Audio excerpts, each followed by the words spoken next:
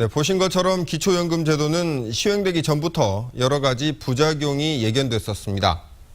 가장 큰 문제는 현행 복지제도가 빈곤층에게 주는 기초연금을 소득에 포함시키고 있기 때문인데요.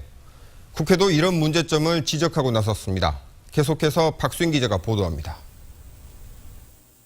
지난 6월 개정된 기초생활보장법 시행령은 생계비 지원 대상과 지급액을 정하는 소득 기준에 기초연금을 포함하고 있습니다.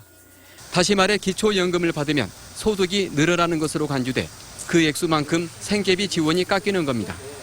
기초연금 제도가 시행되면서 생활이 좀 더 나아질 것으로 기대했던 빈곤층 노인들은 결국 아무런 혜택도 받지 못한 채 마음의 상처만 입었습니다.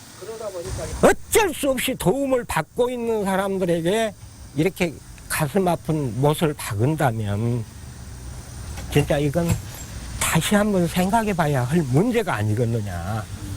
시민사회와 야당은 기초연금 제도가 도입될 당시부터 이런 문제점을 지적했습니다.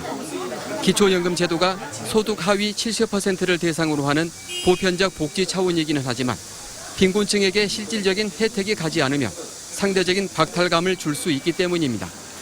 하지만 정부는 부작용이 예견됐는데도 섣부르게 제도를 시행해 조삼모사 행정이라는 비난을 자처했습니다.